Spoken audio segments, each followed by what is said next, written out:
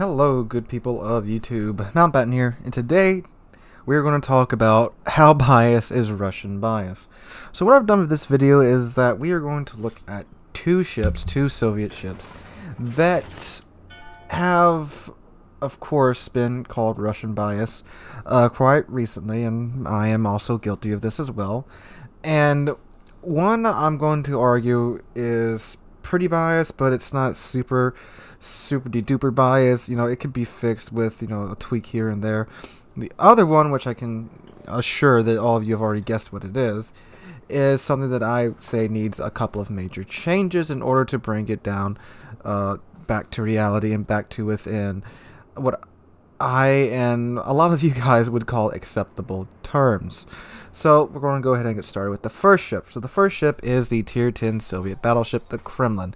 This is probably the ship that I can speak about the most and get into a fair amount of detail, although I don't want to go too super into detail because I don't want this video to be about 30 or 40 minutes long, 15, 16 minutes. That's how long I am aiming for this video to be. So anyway, the Kremlin, the Tier 10 Soviet battleship, came out, Lord, how long ago did the Russian battleships come out? They feel like they've been here for quite some time now. It was, what, 3 or 4 months ago? Anyway, so the Kremlin has been called Russian bias for a couple of reasons.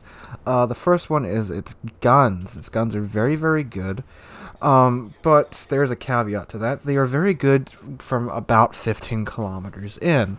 From about 15 kilometers out, you have about gross or curve first levels of dispersion. Now, she does get 457 millimeter guns that reload in 33 seconds flat. Mine reload in 30 seconds because I have main battery mod 3 on there, which, interestingly enough, doesn't really affect the turret traversed all that much. Because I also have expert marksman. Turrets in the Kremlin are amazingly fast, if you did not know. With main battery mod 3 and expert marksman, I still have a 30-second flat turret traverse time on the Kremlin, which means that if you are okay with having a 33-second reload on your main battery guns, you're going to have a sub 30-second turret traverse, which is just silly. There's not much point in you being able to rotate your turrets from one side of the ship to the other side of your ship if your reload takes longer than it takes for your turrets to turn. Although I'm sure some people do just like having insanely fast battleship turrets. And I actually think that's pretty... The turret traverse, at least, is pretty balanced comparatively, because the ship itself is freaking massive. You get 108,000 hit points in the Kremlin, and that is the most health you can get in a battleship in the game. And that is also because of its size, which is also a detriment to the Kremlin's survivability. Because yes, it's a huge, massive battleship with a huge amount of health, but bigger the battleship, bigger the target. It can be set on fire pretty easily because of its size. But that has also been addressed with its special Soviet damage con, which cools down extremely fast, but you only get so many of them. With Superintendent and Premium consumables, you can get around 5 damage cons. Now, if you have the special Soviet Captain, you do have a 6-1 in reserve. Once your health drops to 10%, that triggers along with an extra heal. The heal too, you get 1 less standard heal than the other battleships. So you have 1 less heal and a limited amount of damage cons, which put together, it's a pretty good package that you can use in certain situations to survive way longer than you probably should. But in the long run, you're gonna be going to the end of the game and you could only have 1 damage con and no heals left. I've been in plenty of situations where I'm out of heals and I'm out of damage cons at the end of the game in the Kremlin.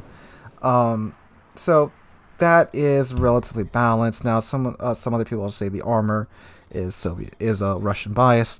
I would say not really, because yes, you do have a portion of your bow that can't be pinned by the Yami. But if you look at the armor here, you still have a fair amount of the bow that can.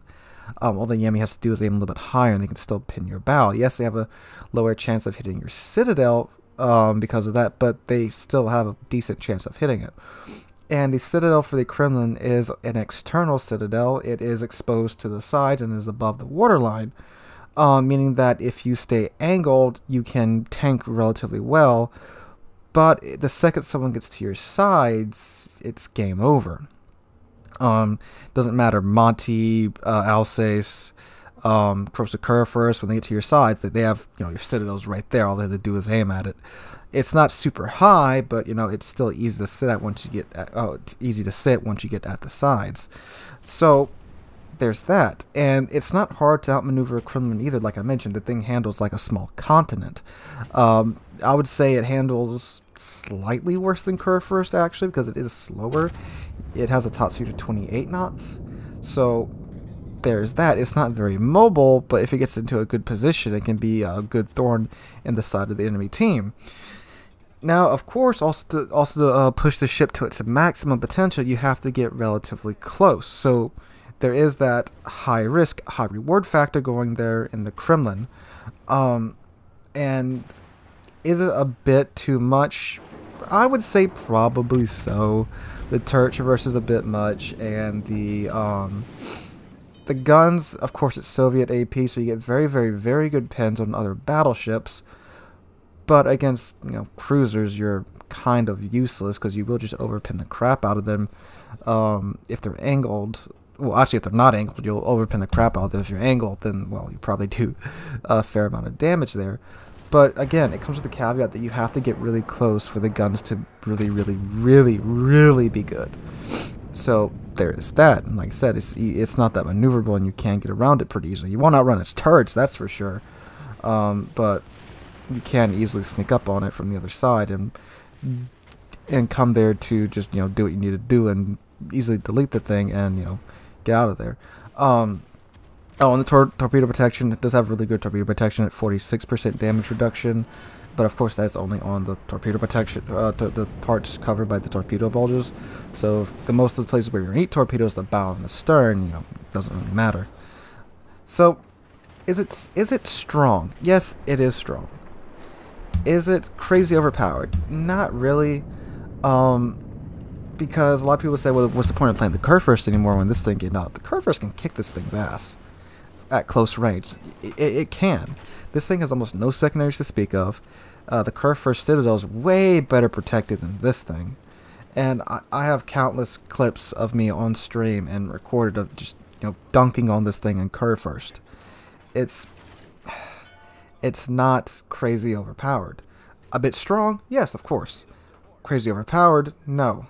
So the Kremlin just kind of falls into that, oh, it's a Soviet ship and it's a bit strong, so Russian bias. Sure. I could also say that for ships like the Yami, you don't really care about bow armor or angles in the Yami. Is that bias? No, that's just the way the ship is. That's the design around it. It's designed to, pretty much pin anything, stay back to medium and long ranges and do that. That is a kind of a lower risk, high reward situation. But ship is also very slow, super easy to citadel, so that balances it out. And of course the dispersion, because sometimes the Japanese dispersion just does whatever it wants to do. So that's where I feel about the Kremlin. Bit strong, just falls into that Russian bias mantra. The Smolensk, on the other hand, which is ship 2, by the way, if you haven't figured that out yet. This thing, I have it, I've played it. I've said it's not as crazy Russian bias as I thought it was, but this is certainly looking to be a situation where, yeah, I mean, it's not as crazy overpowered as I thought it was, but it still is extremely strong for what it is. It's got 16 guns that reload in 4 seconds flat if you have the main battery mod 3, or 4.5 seconds if you don't have main battery mod 3. And it's just crazy what this ship can do. You don't have to particularly go out into harm's way to do very well in the ship. Unlike with the Kremlin, if you sit back all game, you are going to, sure, you might get 100,000 damage from some lucky shots, but unless you get closer in, within that 15-kilometer sweep range, you aren't going to really excel. With the Smolensk, someone like me who doesn't have a lot of cruiser experience can easily get 140, 150,000 damage a game in it, which by tier 10 standards is pretty good. It's not phenomenal, but it's pretty good. And that can be done just by sitting behind islands and sitting in smoke. But for those people who do have a decent experience in cruisers, they can really push this thing and get insane 240, 300,000 damage games. I'm not going to say pretty consistently, but more often than you probably should be able to do in a ship. I've had my 300,000 games in Kurfürst. I've had my 300,000 damage games in Kremlin. But those are very, very few and far in between. Some people with Smolensk, it's not hard to do that, because just the nature of the ship, how fast it fires, and HE, and it's Soviet HE and Soviet AP, because the AP on this thing is actually pretty dang good. If you catch a ship broadside, you can, good lord, I think I do believe I saw the clip where I just erased a Minotaur from existence with the AP on this thing, but again, it is also a Minotaur. But it's a very strong ship.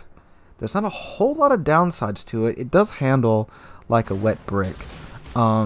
And the armor, ironically, you could put this into the good and bad categories. The armor's so crappy that it's actually beneficial to the ship. You can sit broadside on to battleships and they'll just overpin you from, within 10 kilometers, which should probably just, nuke you out of existence. But nope, it will overpin you. Unless, of course, they have HE, then your day will be a bit ruined there. And plus, it also has pretty decent torpedoes, so if a battleship does sneak around and get you, you will more than likely kill them, or if not, erase most of their health, where they'll be dead within a couple of seconds. And just that, and just the way the ship is. Low risk, high reward ship. This one, I would say, more than likely Russian bias. Now, then you have the Russian bias herself, Stalingrad, which, Smolensk makes Stalingrad look like a joke with how crazy Smolensk is, because Stalingrad, its main point was it can battle tank really well, its AP is really good, HE is pretty decent, but for me with Stalingrad, the AP is really what's, helped me do really well in the ship. But you still have to take those risks with Stalingrad, and Stalingrad can easily be countered by a certain baguette or enough HE, or if you simply focus fire on it, which I guess that really can't be an argument, because if you focus fire on any ship in this game, it should go down relatively easily. But also Stalingrad's Citadel was extremely easy to punish if you caught its side, where within the Smolensk, even if you catch it in a turn, sometimes it won't pin as it should. But, I mean, you can blap Smolensk, it's just really difficult to do, which it really shouldn't be in my opinion. But anyway, and that is what I think about this situation. So with the whole Russian bias thing, is there really Russian bias in this game? I would say every now and then, yeah. But overall, not really. I mean, the Russian company. So you gotta look at it. If this is an American company, when things like the Massachusetts, the Georgia, and the Missouri came out, people would be crying American bias. Now why the Japanese just keep getting crapped on with their premiums, sure. You can look at Russia and say, oh, they're still salty about that whole little event where their navy got stomped by the Japanese navy. You could say that.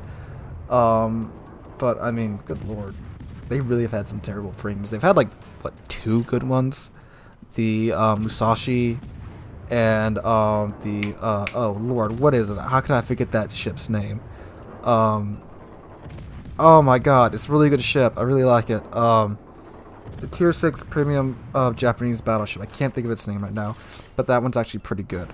The rest, and That, yeah, maybe that has something to do with it too. But as for overall game balance and tech line ships, I would have to say they're pretty balanced. But every now and then something like the small links in the Stalingrad comes along and you do have to go, okay, wargaming, really? Really? And, I mean, I'm sure like 70% of the time it's said it's just for the memes. But, like I said, every now and then something like the small links comes along and you just have to roll your eyes and say, really? Really? But that's just my opinion, and I'm sure there will be many comments about Russian bias in the comments down below, so which I want. So let me guys know, do you think that there's some hard Russian bias in the game, or do you think like me, like things are relatively balanced, or something rolls around every now and then and you just kind of go, okay, that's a bit silly. So let me know what you guys think in the comments down below. Hope you're all having a wonderful Wednesday.